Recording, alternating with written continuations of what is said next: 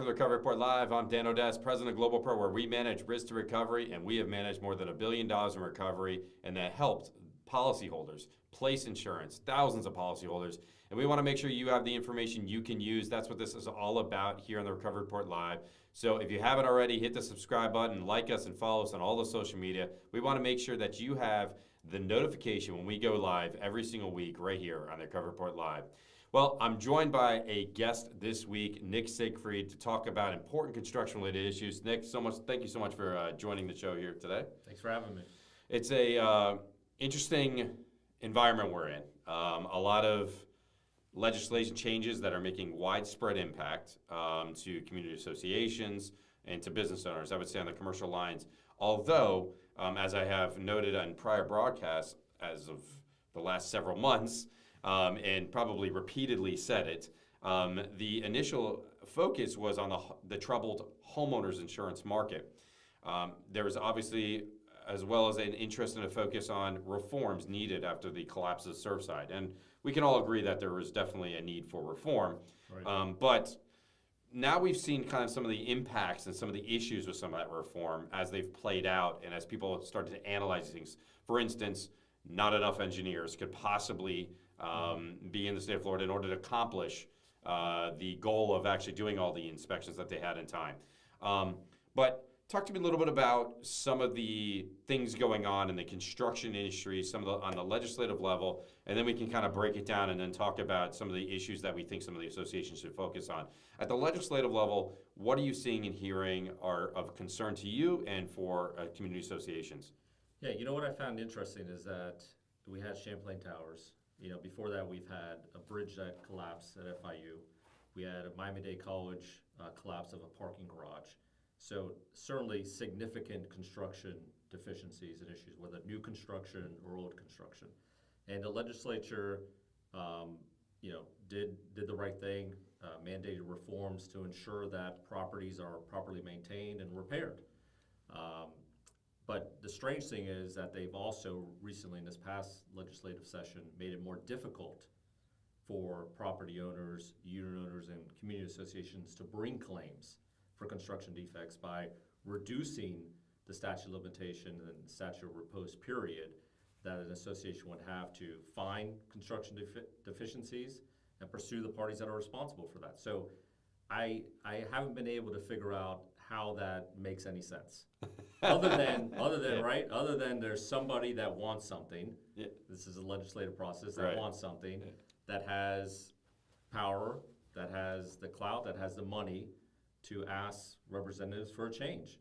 And I think the construction industry and the development industry lobbied to reduce the statute of repose from 10 years to 7 years. And that was a major change that's going to affect not only new buildings, but all these buildings that are undergoing these concrete restoration projects, window replacement projects. Is it retroactive?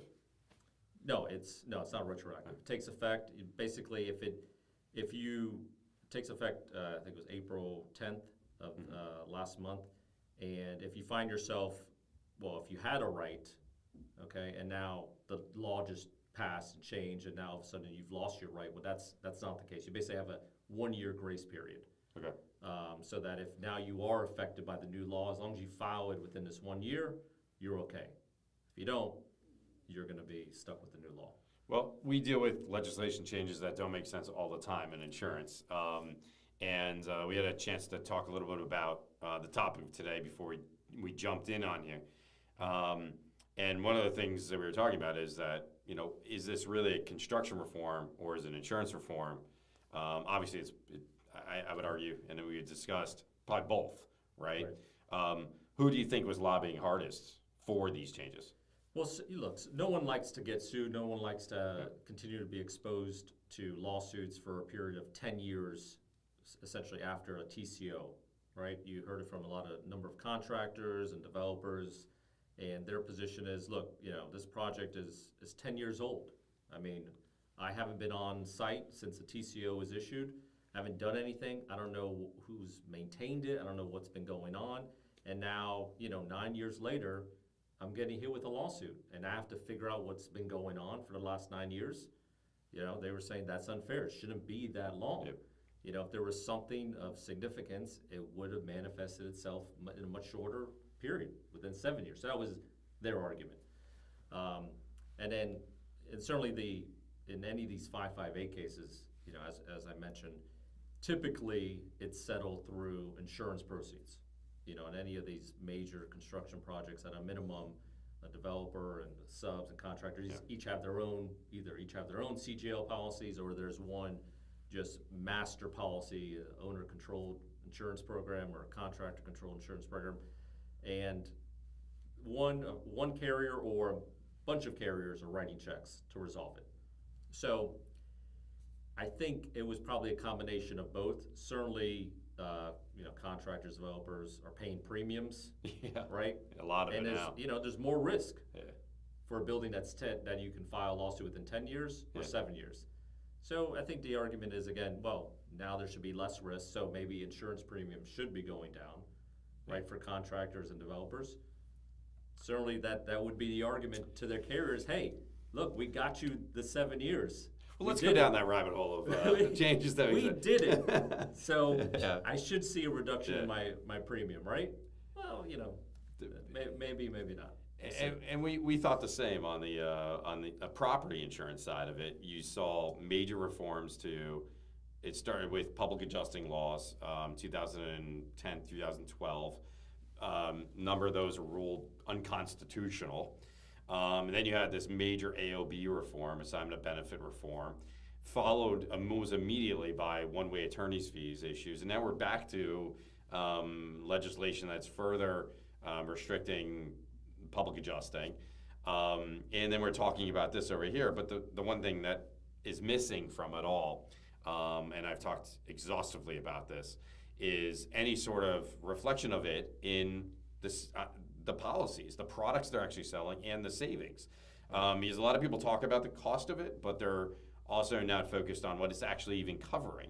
And what I've said it numerous times in front of many community association managers, that I'm struggling to find policies that are sold to Florida community associations that actually are in compliance with their obligation, their insurance requirements under the Florida statutes. Because everyone's so focused on price, but they're not talking about an actual product they're selling. But I don't want to. I've spent so much time talking about it. Sorry for bringing that up. and I could go on, and I can get certainly go back to all of that and keep talking, because it's so frustrating. And the reason why I bring it up is that you know, I think again reason why I asked is, like, you know, who does this benefit and who's lobbying for these things, is that's really where we have to look a lot of times, right, to see it, understand these reforms. Like, why is this even, or how is this going to be helpful? First, kind of, to me, you have to understand who's benefiting from it, and who would be lobbying for this, and then from their perspective, try to figure out why they would want such a thing, and then obviously put your step in the shoes of the other side of the consumer, the associations, and say, okay, well, it benefits them, but how does it benefit me? And these laws are supposed to be passed, right, for consumer protections. That's the idea. They lobby for they're supposed to protect the public. Right. How do you think this has helped protect the public? I don't think a reduction in the time period for a unit owner, a community association, or a homeowner to bring a claim for a construction defect protects a homeowner. And you know, the concern from the construction industry is, well, we should just reduce it. But you ask, well, why? Why do I need to reduce it? What are you worried about? Right. And you know, the major arguments, well, I haven't been on the project, I don't know what's been going on. Well, look, if it's kind of like the insurance argument. If it's a valid claim, it's a valid claim. Right. We have a court system, you know, a jury system, and they'll decide whether it's valid. If you think it's a nonsense claim, whether it was brought in 5 years or 10 years, you know, maybe you'll win that claim. If it's a valid claim and you messed up, there's some design, construction deficiency, why are you running from it? It's kind of the same with the insurance. If it's a valid claim, pay it. If it's not, you have every right to defend against it. You would assume that these laws, almost why a developer contractor would favor them, is because it financially protects them, right? Have you been involved in situations where these developers or contractors went bankrupt because of these construction-related damage losses? There's, like I said, I mean, sophisticated developers and contractors will maintain insurance. I mean, Right. that's why you have it, for risk. Yeah. This is a risk that somebody's gonna mess up. Construction is not perfect. Right. It's not like building a car, okay? Where they've tested it. There's a guy that's driven around the United States forever, testing every little thing, instruments monitoring. You're getting, if you think about it, how much risk there is on construction. Yep. Getting all these different parties together to build a 50-story tower. These guys never worked together, never dealt with this design. There's gonna be some issue. And every one of them is the same, even if they Right. look the same. Like you have, like Sunny Isles, you have a series of buildings that are all the same, but they're all different. I mean, they all have their different components, and each, the land may, from a geo perspective, may just slightly change from one, from 100 feet from one direction to the other. So, there's a lot of moving parts. It was almost like a rhetorical question because, I mean, obviously, I know my developer friends and contractors who have been involved in a lot of this high-rise work. They don't seem to be doing too bad, and I've never heard of any of them talk about not Right. being able to deal with the issues that they're presented with even 9 years later when someone makes it. And a lot of that is because of the way, just the nature of community associations.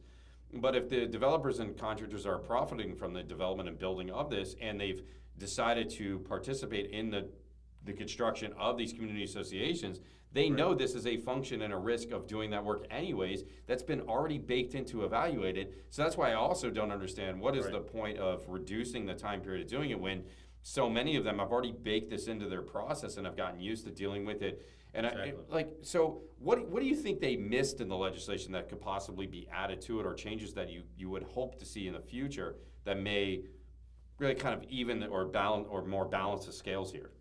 Well, yeah, it's an interesting point you made about baking in the risk. Developers consider all the costs, right? Insurance costs, and that's just part of their analysis. And they're passing along those costs to the end user, to the buyer. So the buyer has essentially paid for this premium, this insurance to cover it. And now, so what is the concern for a developer or contractor? If there's insurance and it was bought and it's there, why do you care? Right? Other than maybe, I don't want to be sued. I want to be able to close my books on it earlier and want to be done with it and not worry about it. So, I guess, let's move on now. So in terms of legislation that I think, I think the legislature should consider with respect to construction to deal with this issue of reducing time limitations. I'm not sure there is much. I think this is, it's here to stay. I don't think there's gonna be a change into it. It's one of those things where, we've gone, just looking at the past, we've gone from 15 years to 10 to 7. So, and by the way, it's not gonna start moving the other way. And also on the property side, I mean, you had similar changes with regards to statute of limitations to bring a hurricane claim. I mean, there was even talk of trying to make it 1 year. Okay, we're at 2 now. We used to be at 5, and 5 wasn't even definitive. It was really from the breach of the contract, so it could be even longer than that, arguably. So, we went from 5 plus to 2 to then someone, there was actually someone promoting 1 year. And I'm like scratching my head going, oh my God, I mean, if you look at the condition of a lot of community associations right now on the West Coast from Hurricane Ian, I mean, the amount of claims that are still open and the current condition of those properties, it's like, how could you possibly think this is going to get done in a year? And then, obviously they want to tamp down. So I just kind of like looking into that the way, right about the same time period that this is happening on the construction side, a lot of the motivation is insurance. So while this is a construction reform, it really is insurance focused, somewhat no different really than the latch-stitch limitation issues we're seeing on the property insurance side, on the first party property as we call it, for hurricanes and other types of claims. In some states it's a contract issue. In the state of Florida, it's an actual, common law statute issue. So totally different. It's interesting to see kind of those things moving at the same time. And I don't think people, a lot of like community association, special interest groups are really kind of like really seeing it that way. And they're spending so much time talking about the construction. It's like, guys, this is a lot of insurance reform. This is insurance reform more so than probably even construction. Something I would think construction. I would think like construction reform would be like certain reporting standards or engineering requirements or, stuff like that. Not, the limitation on when you can bring the claims, particularly when you have so many insurance companies defending and paying these things. It's interesting to see those transition. Now, we're obviously in a very interesting economic times, and in any of these market swings, we see a rush to completion on certain projects that have been basically out there 4 or 5 years. They want to get them done. They don't want to miss their closing dates. They want to get these people in. You already hearing of certain developers offering bulk sales of things and those changes coming down the pipe. But let's say I'm hiring just an HVAC contractor, electrician, a plumber, and they're not getting the big jobs, right? And their, let's call it, pipeline isn't as full anymore, and maybe they're not performing as they should.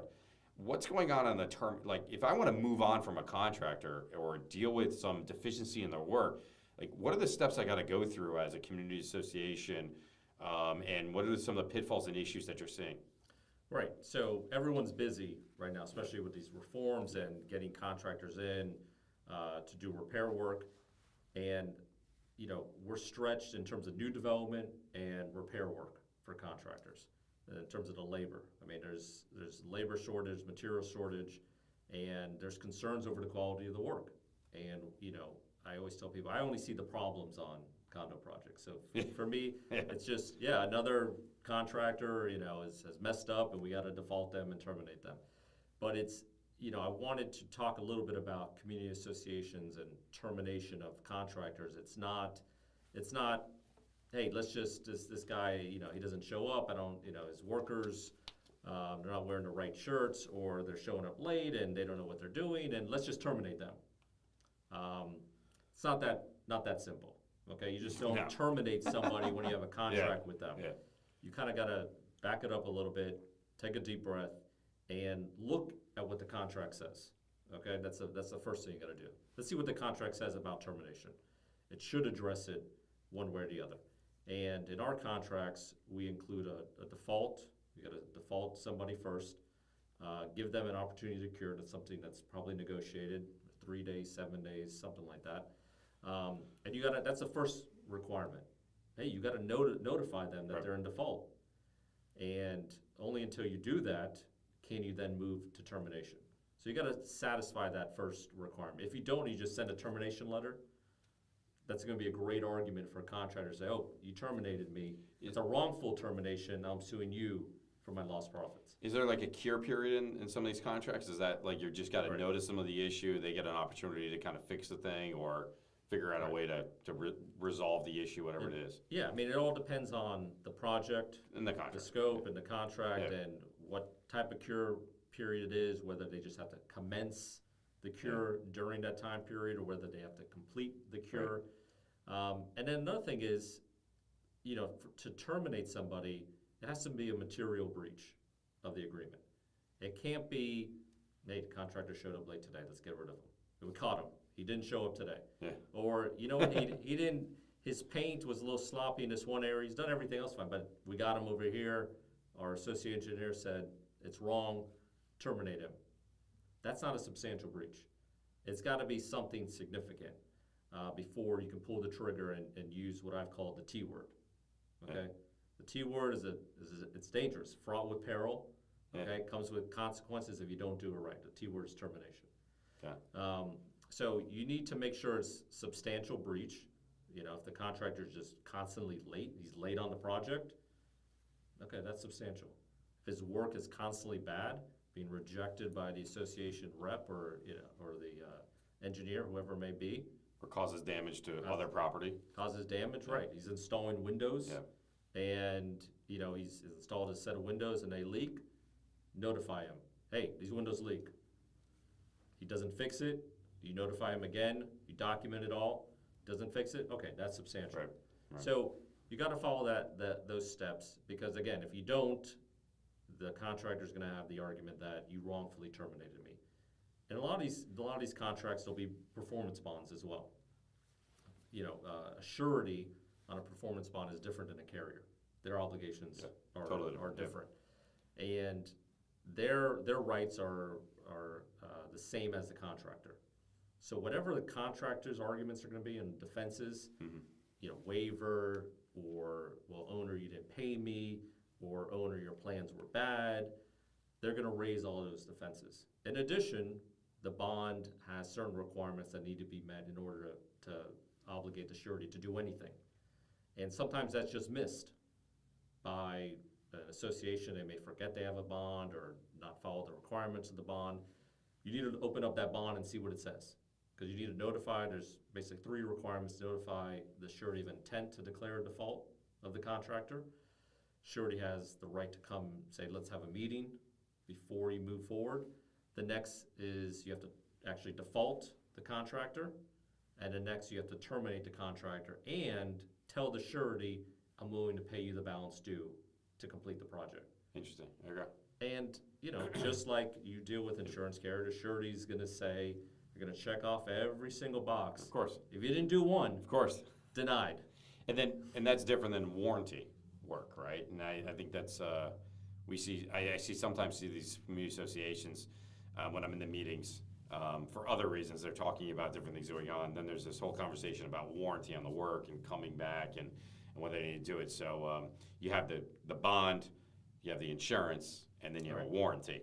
Yeah. And a lot of people misunderstand how each one of those interplay with each other. And most warranty, usually where we see a lot of conversation around is around the roofing systems that are put in. And people don't realize that most often will only provide you material so as long as as long as the warranty is actually in effect. And a lot of these roof warranties we see lately is that if there's been a hurricane, anytime during the period of time when since that roof has been installed, there is no warranty. Right. And then you have to go back to this process of kind of investigating, okay, was there an issue that the roofer deficiency in their work that led to the issue or damage to the property. Right. But a lot of what you're talking about is contractors that are on site actively doing work, or maybe not actively, but contracted to do work. And then the issues happening at that period of time. And then there's that period of time thereafter they've quote unquote completed the project, and then you're finding the issues. And making sure that associations can bifurcate between those 2 periods of time is a lot of where this strategy and discussion needs to start and end is, did they actually finish the job, right? And who makes that decision? Mm-hmm. And I say this, I've talked to a lot of associations, being a licensed general contractor, about construction-related services, and they just kind of picking my brain about it, is he actually done with the job? Or did he Right. just say he's done with the job and give you a pay requisition for you to pay them, the last 10% or whatever money you held, and knowing when the job is actually done, and what do they need to do in order to actually complete a job and deliver it to? Is it an engineer signing off on it? I had a good example is a property up in the Aventura area. They were doing a waterproofing project in their pool deck area, and they completed the project. Pavers are down, they were using the pool deck, and now water's pouring into the lower area. And we come to find out that they didn't actually have the material manufacturer come out and sign off on it with the engineer of record, whoever it is, that the waterproofing had been installed properly and didn't go through the process. So then what does the manufacturer comes out and says, there's no warranty. Yep.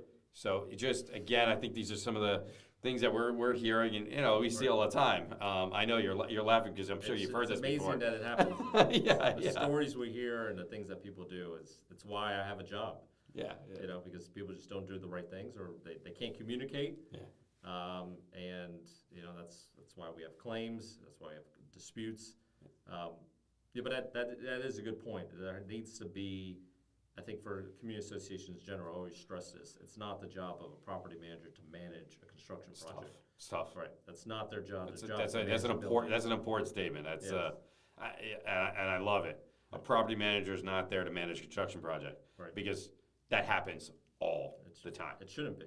It shouldn't be. You should either hire an engineer or architect as the rep, or depending on the size of the project, to have a construction manager. Yep. That's serving in the role as a typical owner to manage everything from payment to inspections, to lien releases, and because it shouldn't be a board member and shouldn't be a manager. And to make sure at the end of the project, you got all the final releases of lien, contractor's final payment affidavit, what warranties are out there, what warranties should we be getting, what, the manufacturer come out, and just keeping the contractor accountable to make sure the project is properly closed out.